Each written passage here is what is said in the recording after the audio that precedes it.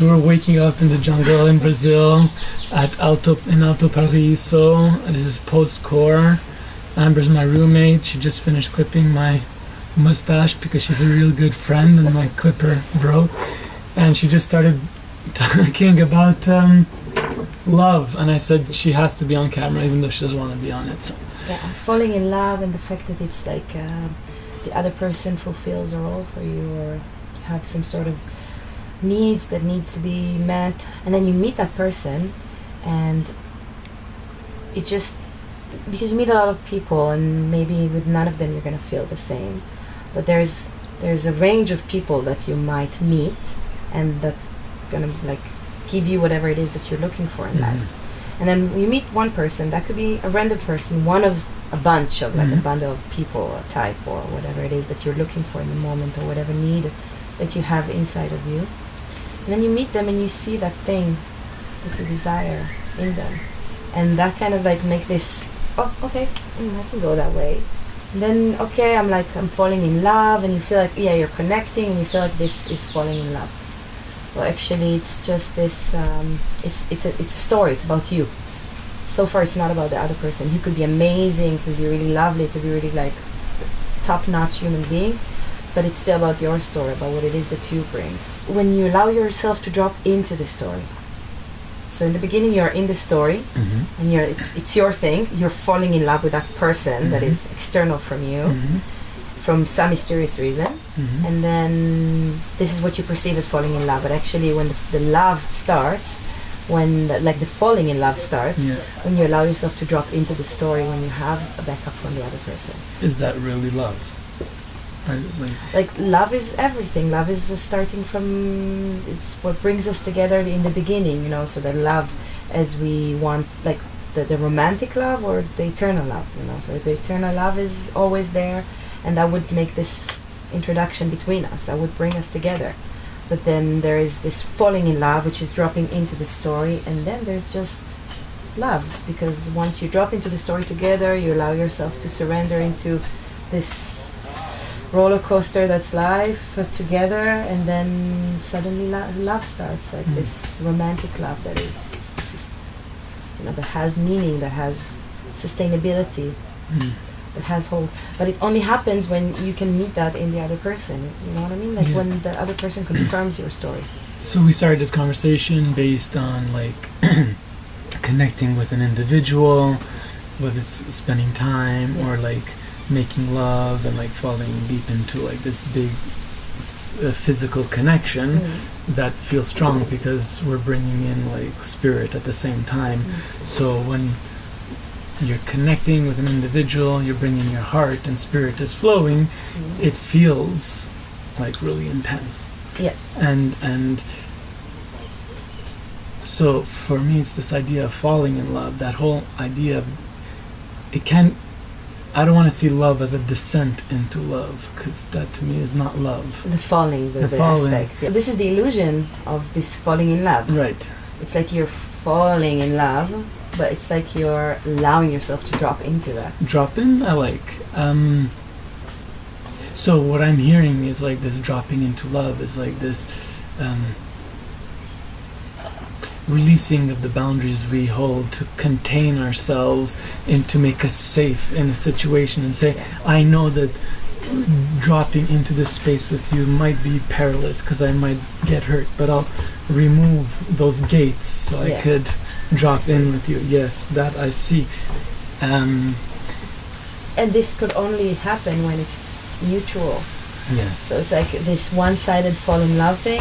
I'm so in love with this guy. Yeah. I don't know what he feels. Right. And maybe I'm not in love with him. Maybe I'm still in my story that it's the projection. That he is everything that I need in this moment. But then I can meet another person, and I can also fall in love with them, and they can also fulfill something for me. Right. I could also see this as dropping into a codependent relationship where it's about needs and desires versus authentic meeting of heart, and saying that I see your heart and I want to take a journey with your heart, and all the outside things might not be perfect and so True. So for me, it's like be wary of the codependence. Yeah, it's the agreement. See, so I think what we need to be start moving through, I read this somewhere or somebody said it, it's not mine, but it's this interdependence versus codependence, where when you choose somebody and you decide to go on a journey together, that you're interdependently on each other, meaning like, oh, we could weave together and I could lean on you for certain things because you're there and I have your back and so on and so forth, versus this codependence, which looks like I need you to be like this in my life or else I'm gonna fall apart or this doesn't work well. But there's a nice thing that happens when two people put like equal effort, and effort is it's a problematic word, but they put the same intention, so the intention would be the same pressure. It's like you're leaning back to back against each other, and then you can stand up much easily because you're leaning, because you have this support from each other.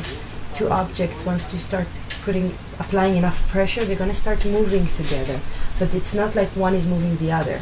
They're just moving together. They're just weaving. It's this weaving thing. Doesn't mean that they always have to be connected. They can be apart. And how about this concept of rising in love? What does that mean to you? Rising in love is beautiful. What can that look like? But that can have many forms, because you can rise in love by yourself. It's like rising in love. It's an individual thing. It's like it's a personal kind of thing. But then when you have other people, another person in front of you next to you, also rising in love, then there's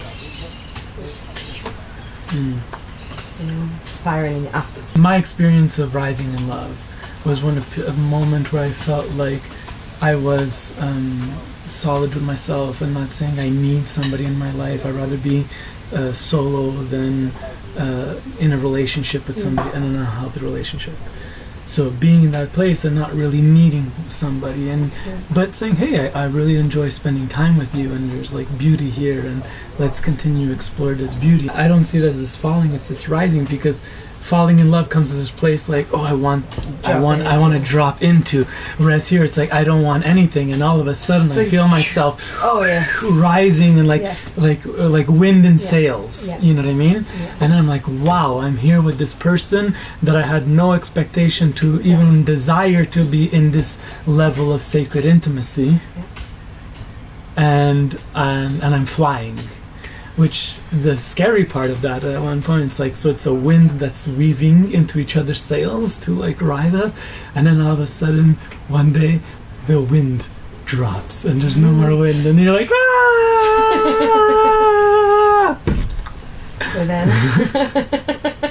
well, there's a seed there of like how strong can you feel that love without dropping, without falling, exactly, without this. Like, can you hold it? Can you hold your it? own? Yes, absolutely. That's it. As you're bringing up that point, I'm seeing this piece of, okay, so I've risen, and how can you make it that when the wind ceases to be there, that you're holding a vibration that you can stand there alone and you're centered with awareness. With awareness and from remembering that the whole idea in the beginning for the union was to rise. So you rise, so you want to stay up. You don't have to it doesn't mean you have to be happy and cheerful all the time. It's not about the emotions. It's about an internal kind of line that is persistent, that is holding you in. Can we get to a place where we meet beautiful individuals, where we share the intensity of the height of that love in moments, in present moments, without all the longing and expectation and the desire, so that when we are together and sharing, that it is absolutely true and authentic and has that quality of depth without the longing. Well, can you really, that's the thing with I don't hate longing. I love longing, actually. I feel like longing shows me where my heart is. And it's the interpretation of what longing is that is potentially risky for us. Because if I'm going to think, oh, I'm longing for something and I can't have it, therefore I'm destroyed, or I'm like sad, or I'm like whatever, then this is the risky part. But for me, longing is something that really fills me. It shows me where my heart is. It shows me where my affection is. It shows me the people I'm attracted to, like on a higher level. And even if they're far away, and even if I can't have this, it's still so beautiful just to know that there is this connection. The way we transfer from, or we transact ourselves from the personal to the transpersonal. So I feel like there's a big thing there about being. So okay, this is my story now, and I'm in love with you because you're this and that, and I'm la la la la la, and afterwards I'm gonna be like, oh Frank, and we could have been so amazing together, la la la. This is personal because it's my story, and you confirming or not confirming this. Correct. And then when I meet you, and I meet that place where we can connect on a higher level, then it's not about Amber and Frank falling in love and having those stories. It's about the union of two souls that are meeting and rising in love, exploding, but allowing themselves. And this is in order to drop the story. Then in the moment you can't have a story of like, oh, I don't want to attach, or I don't want to show her that I'm like this, so she's not falling in love with me, and then she has expectations.